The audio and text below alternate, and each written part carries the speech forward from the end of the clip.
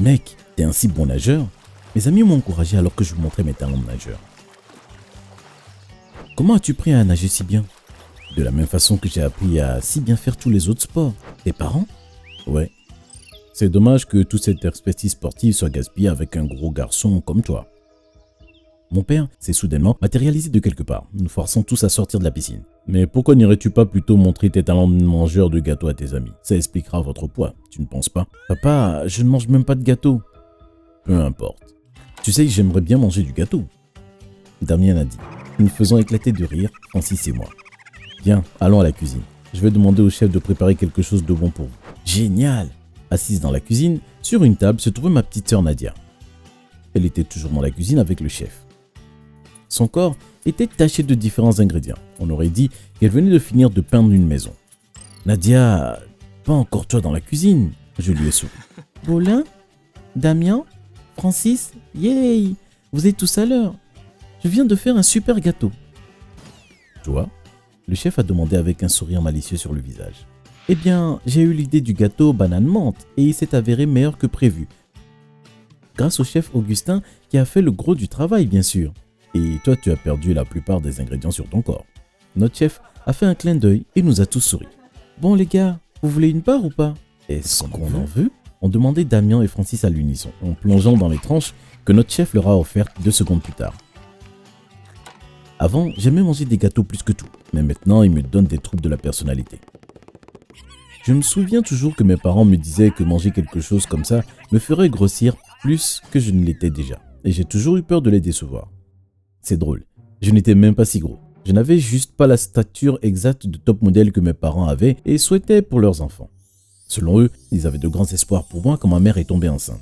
Ils pensaient qu'il fallait enfin produire un héritier pour leur héritage et un mannequin pour leur entreprise, quelqu'un qui leur ressemblait et qui pourrait reprendre l'entreprise sans trop de stress.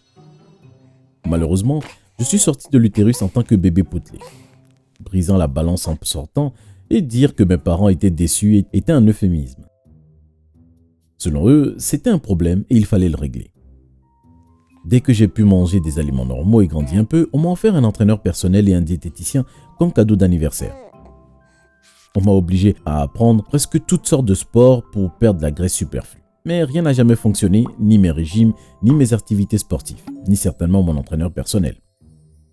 Peu importe ce que je faisais, je restais rond et mes parents détestaient ça. Lorsque nos médecins de famille ont conseillé à mes parents de me lâcher un peu, car ils risquaient de me faire beaucoup de mal s'ils ne le faisaient pas, ils ont décidé d'abandonner et de réessayer. Cette fois, c'est un bébé encore plus potelé. Ma petite sœur Nadia, qui est sortie du ventre de ma mère et qui a battu mon record sur la balance. Triste et désemparé, mes parents ont décidé de continuer à pousser. Ils n'allaient pas abandonner. Nadia a reçu en cadeau 2 entraîneurs personnels, des diététiciens et des professeurs de sport à des anniversaires différents. Au lieu de se concentrer sur les raisons pour lesquelles les repas recommandés par la diététicienne étaient censés faire du poids, Nadia ne s'intéressait qu'à la façon dont ils étaient préparés, à leur goût, aux ingrédients secrets qu'ils contenaient et à la façon de les améliorer. Nadia était toujours sur la piste du chef Augustin. Fais quelque chose de spécial pour moi, chef Auguy. Qu'as-tu mis dans ce gâteau? Il a un goût si exotique. Tu peux m'apprendre à faire de la glace? Qu'est-ce que la pizza? Mes amis en mangent toujours, mais tu n'en fais jamais ici. Tu peux en faire une pour moi? Un jour, le chef Augustin a cédé et a décidé de faire une pizza pour moi et ma sœur. Malheureusement, notre mère nous a surpris ce jour-là et l'a renvoyé sur le champ. Nous avons menacé de partir avec lui, mais elle et papa ont juste ri. Et qu'est-ce qui vous fait penser que ça nous va nous déranger? Wow, le mal absolu. Aimez et abonnez-vous si vous ne voulez pas que vos parents agissent comme les miens. Le chef Augustin a été jeté et un nouveau chef plus strict a été engagé. Cette chef était si stricte et disciplinée qu'elle a même refusé de faire des encarts pour mes parents, ses employeurs. Elle expliquait que dans une famille de mannequins, tout le monde devait manger sainement et rester en forme. Aucune tricherie ou favoritisme n'était autorisée. Pour faire court, elle a également été expulsée et le chef Augustin a été ramené avec un avertissement. Il a refusé de revenir si son salaire n'était pas augmenté et mes parents ont accepté. Nous étions si heureux de le voir quand il est rentré à la maison que nous avons sauté sur lui pour le serrer dans nos bras et nous avons taché ses vêtements blancs au passage. Oh là là! Non, non, non! Nous avons taché ta tenue immaculée! Nadia a presque pleuré. Notre chef Harry. Ne soyez pas stupides les gars. Tâchez tout ce que vous voulez aujourd'hui. Je suis si heureux d'être réuni avec vous. Nous avons ri d'excitation. Bien. Ce n'est pas la bande des joufflus, a dit une voix, gâchant tout notre plaisir et en me ramenant de force au présent. Diyoza, ma sœur et moi avons dit avec mépris. Pourquoi ne suis-je pas surpris que vous soyez dans la cuisine à vous gaver de gâteaux? Quel est le problème avec le gâteau? Ou la cuisine? Ou être ensemble? Ou de sang pris frais? A dit Damien, la bouche pleine de gâteaux, faisant éclater de rire tout le monde, y compris le chef et les cuisinières. Le moins qu'on puisse dire, c'est que Diyoza était irritée. Elle a roulé des yeux et est sortie en trombe de la cuisine avec sa phrase finale habituelle. Rase moquette, pas étonnant que tes parents te détestent. Diyoza, notre sœur adoptive, a été créée à partir du mal absolu. Quand mes parents ont découvert que le problème venait plus d'eux que de nous, ils étaient incapables de ne pas donner naissance à des enfants qui n'étaient pas potelés, les top modèles psychopathes primés, mais les parents terribles, ont décidé d'adopter une fille qui avait déjà les gènes qu'ils voulaient. C'est ce qu'on appelle être né chanceux. Cela ne dérangeait pas mes parents psychopathes que le caractère de l'enfant qu'ils avaient adopté ressemblait à celui d'une méchante sorcière. Sa beauté intérieure ne les concernait pas. Tout ce qui les intéressait était la beauté extérieure et elle l'avait. Diyoza était un modèle époustouflant. Visage parfait, taille parfaite, cheveux, peau, dents, yeux, jambes et tout ce que vous pouvez imaginer. C'était dommage que sa personnalité soit à l'opposé de toutes ces choses. Mais ce n'était pas seulement sa faute. Mes parents ont contribué à faire d'elle la personne qu'elle est devenue. Nous sommes les parents les plus chanceux du monde d'avoir une telle beauté comme notre fille. Merci de nous avoir choisis. Non, papa, merci de m'avoir choisi. Qui aurait pu penser que moi, une fille sans famille, vivant dans un orphelinat, je finirais par vivre avec des parents aussi aimants? Des milliardaires qui sont heureux de prendre soin de moi et me former à l'art du mannequinat. La seule chose que j'ai toujours rêvé d'être depuis que je suis né. Je suis l'être humain le plus chanceux du monde. Travailler en tant que mannequin et avec des parents aussi adorables d'ailleurs. Oh, arrête ça. Je ne peux pas cacher la vérité. Si seulement ces deux imbéciles, Boulin et Nadia, ressentaient la même chose que toi à propos du mannequinat. Si seulement ils appréciaient l'art, mais peu importe. Nous t'avons toi et tu es meilleur que n'importe lequel d'entre eux. Nous te donnons tout ce que tu demandes. Tout ce que tu as à faire est de le demander. Merci maman. Je vous aime tous les deux. Nous t'aimons aussi bébé. Mes parents ne nous avaient jamais dit ça, à Nadia et à moi, qu'ils nous aimaient pour une fois dans notre vie. Lorsque Diyoza a commencé à remporter de multiples prix et concours, nos parents ont pratiquement oublié qu'il avait d'autres enfants que Diyoza. Au début, nous détestions un peu Diyoza, mais après l'avoir détesté pendant des années, nous avons réalisé que ce n'était pas sa faute, mais celle de nos parents. Nous avons ignoré la négligence de nos parents et nous avons dû prendre soin de nous physiquement et émotionnellement. J'ai fait de mon mieux pour toujours donner des paroles positives et rassurantes à ma petite sœur Nadia et je pense que cela a fonctionné, car Nadia est devenue l'une des personnes les plus gentilles au monde. Avec le soutien total de nos parents, Diyoza a fait de son mieux pour rendre nos vies aussi misérables que possible.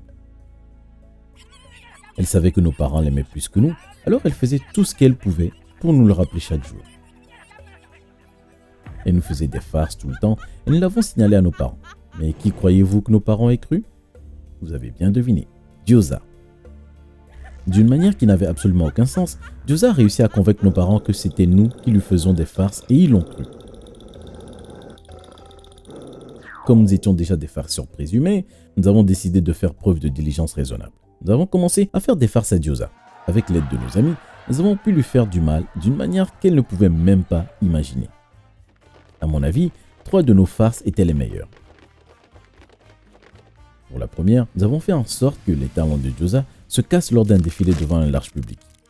Au lieu d'enlever les chaussures cassées et de marcher pieds nus comme prévu, l'idiote a essayé de continuer à marcher avec ses talons cassés et a fini par se casser le pied. Elle n'a pas pu marcher pendant 1 mois. La seconde était le vieux truc de la peinture dans le shampoing. Les cheveux de Diyoza étaient d'un vert vif lorsqu'elle est sortie de la salle de bain. Et la troisième était la meilleure. Nous savions qu'elle portait des sous-vêtements et qu'elle n'allait pas être totalement gênée. Nous avons donc installé un ventilateur caché de manière à ce que sa robe enveloppante soit soufflée pendant qu'elle marchait. Elle portait une robe courte à l'intérieur, mais elle était quand même mortifiée. Il n'avait absolument aucun moyen de remonter jusqu'à nous. Mais une fois que Diyoza nous a accusés de ses farces, nos parents l'ont cru, comme d'habitude, et nous ont jetés hors de la maison principale. Nous avons été relogés dans la maison d'hôtes dans un autre bâtiment, mais toujours dans la même enceinte, afin que Diyoza puisse avoir tout le manoir pour elle sans être dérangée. Après cet événement, il est devenu clair pour nous que nous ne pourrions jamais convaincre nos parents. Nous n'étions pas intéressés par l'industrie du mannequinat de toute façon, donc c'était bien. Il n'y avait pas besoin de continuer à essayer de plaire à des gens qui ne pouvaient pas être satisfaits. Donc, nous avons décidé de nous concentrer sur nous-mêmes et nos carrières. J'étais très doué pour la technologie et j'ai décidé de créer une société de développement de logiciels. Tandis que ma sœur Dodu et magnifique Nadia aimait tout ce qui concernait la nourriture. Elle aimait créer des plats nouveaux et magiques et son rêve était de devenir une chef de classe mondiale. Heureusement, le chef Augustin était toujours secrètement là pour l'aider à se perfectionner. Il était le père que nous n'avions jamais eu. Je n'ai presque jamais fêté mon anniversaire, alors j'ai un peu oublié quel jour c'était. J'avais déjà 20 ans et la vie avait changé pour Nadia et moi. Mon entreprise s'était tellement développée que mon nom et mes photos figuraient dans différents magazines du monde entier et que la chaîne YouTube de Nadia sur la cuisine était en plein essor. Elle avait écrit un livre de cuisine à succès et avait déjà accumulé 1 million de followers.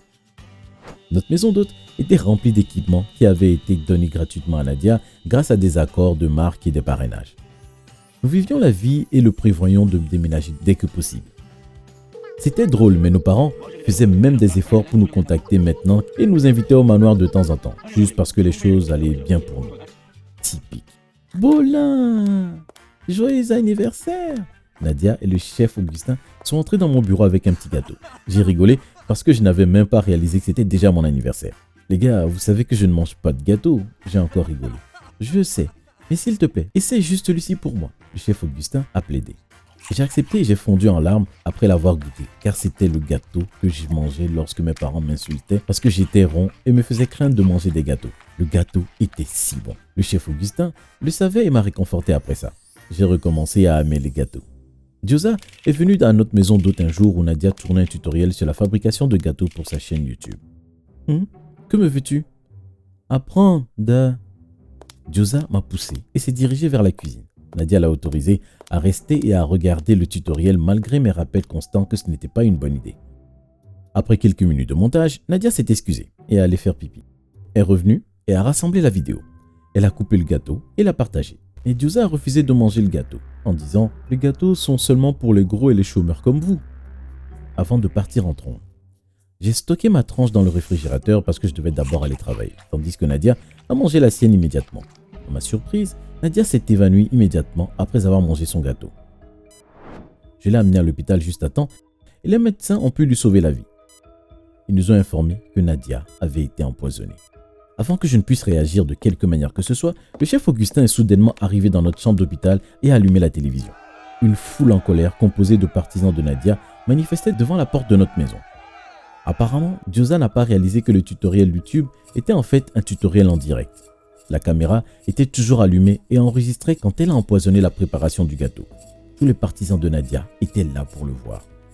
Gyoza a été arrêté et accusé de tentative d'homicide involontaire. Nos parents nous ont supplié d'abandonner les poursuites pour eux, ce que nous avons fait, mais nous avons immédiatement déménagé dans un endroit inconnu avec chef Augustin pour ne plus jamais revenir.